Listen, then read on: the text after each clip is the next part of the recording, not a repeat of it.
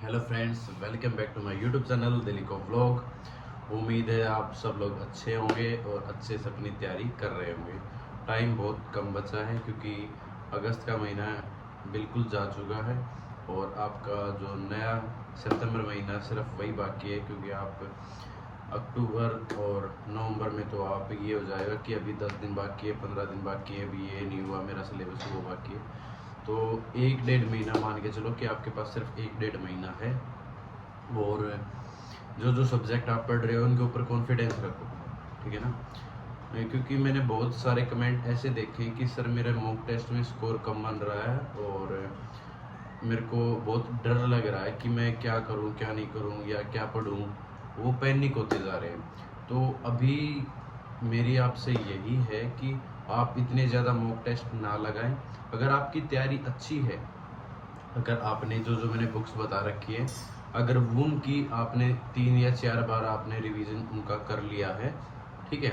जैसे जीएस का स्कोर बता रखा है कि जीएस के आपके अंदर वो 4-5 बुकें हैं, उनको अगर आपने 3-4 बार पढ़ लिया तो आप मॉक टेस्ट, सिर्फ मॉक टेस्ट ही लगा सकते हो, ठीक है। उससे अलग कुछ नहीं कर सकते। लेकिन अगर आपने सिर्फ उनका 1 या 2 बार रिवीजन किया है या कुछ, जैसे किरण वाली तो अभी पढ़ी भी नहीं होगी, या आपने जो बुक बाकी बुक्स है वो पढ़ी होंगी, तो आप सिर्फ मॉक टेस्ट पे इतना ध्यान ना दें, ठीक है। 2-3 दिन में एक मॉक टेस्ट लगा सकते हो या 4-5 दिन में एक मॉक टेस्ट लगा सकते हो। अभी से डिमोटिवेट नहीं होना है, ठीक है।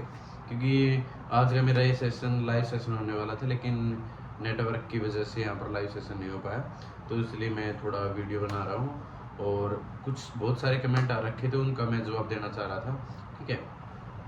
तो एक दूसरी चीज़ है कि लड़कियों के लिए जॉब कैसी है, बहुत अच्छी जॉब है, जो प्रोफाइल बाकी फोर्सेस से बहुत ज़्यादा अच्छी है, तो लड़कियां भी इसमें, ठीक है, अप्लाई कर सकती हैं। और तीसरी बात जो एज रिलैक्सेशन से थी कि क्या 2 साल की छूट मिलने वाली है, ऐसा कुछ नहीं है, 2 साल की छूट नहीं मिलने वाली, जो फिलहाल खबरें आ रही है। बाकी आपको 1 तारीख से जो फॉर्म निकलेंगे आपको पता भी चल जाएगा कि ऐसा कुछ है नहीं कि आपको 2 साल की छूट मिलेगी। तो आपकी जो जनरल की एज है वो वही है कि 18 से 25 के बीच में, ठीक है। अगर आपकी एज है तो आप फॉर्म फिल कर सकते हो। अगर आप ओबीसी कैटेगरी से हो, अगर आप ओबीसी कैटेगरी से हो तो आपको 3 साल की छूट मिलेगी। आप 28 तक फॉर्म फिल कर सकते हो, 18 से 28 तक आप फॉर्म फिल कर सकते हो। तीसरी चीज़, अगर आप एससी और एसटी कैटेगरी से हो तो आपको 5 साल की छूट मिलेगी, जिससे आप 30 साल तक फॉर्म फिल कर सकते हो। तो आपको एज कैसे देखनी है, वो देखनी है 1 जुलाई 2023 तक क्या किया गया है कि बेंचमार्क सेट किया गया है, एक लाइन ड्रॉ की गई है कि अगर आपकी एज वहाँ तक 18 साल हो जाती है 1 जुलाई 2023 तक, तो आप फॉर्म फिल कर सकते हो।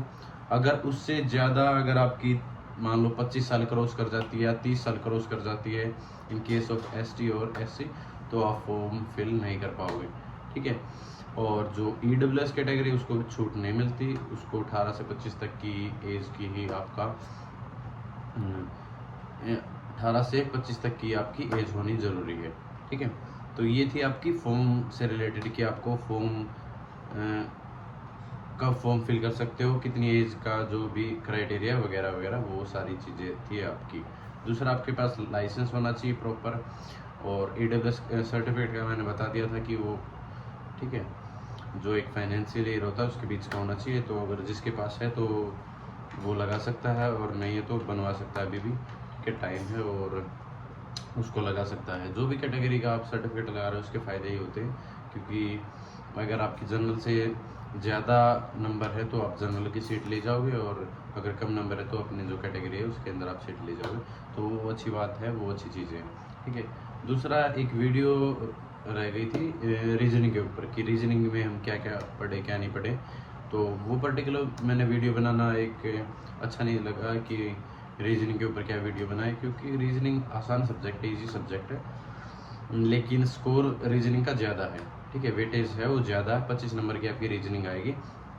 25 नंबर में आपको कम से कम 23 नंबर लेके आने ज़रूरी है, क्योंकि आपको, आप जीएस में कितना भी आप कॉन्फिडेंट हो, कितना भी आप आपने अच्छी जीएस पढ़ रखी हो, कहीं से भी पढ़ रखी हो, लेकिन स्कोर है वो 35-40 के आसपास ही रह जाता है, क्योंकि बहुत सारे ऐसे क्वेश्चंस होते हैं जो हमें नहीं पता होते, ठीक है ना। वो हम एक यूपीएससी लेवल की तैयारी करते हैं तब भी नहीं पता लगता उनका, क्योंकि बहुत सारी चीज़ें होती हैं, ठीक है। आसपास जीके जीएस में आपसे वो कुछ भी पूछ सकता है, तो आपके वो वहाँ से 2 क्वेश्चन कम होने ही होने हैं, ठीक है। आप मैथ के अंदर अच्छा स्कोर कर सकते हो, मैथ में आप 15 में से 15 ले सकते हो, ठीक है। कंप्यूटर में आप 10 में से 10 ले सकते हो, रीजनिंग में आप 25 में से 25 ले सकते हो, तो लेकिन जीएस में आप 50 में से 50 नहीं ले पाओगे, ठीक है। वहाँ पर स्कोर नहीं बनता है। तो मेन बात है रीजनिंग की, कि रीजनिंग हम कहाँ से करें। एक एरिहंट की आप बुक लेके आ सकते हो, वहाँ से कर सकते हो, या फिर आप कोई बैच ले रखा हो तो वहाँ से एक बार एटलीस्ट एक बार तो इतना लाइटली मत लेना रीजनिंग को, कि रीजनिंग तो क्या है, कुछ नहीं है, हमें तो रीजनिंग आती है, रीजनिंग तो ऐसे ही निकल जाती है, ऐसा बिल्कुल भी नहीं है।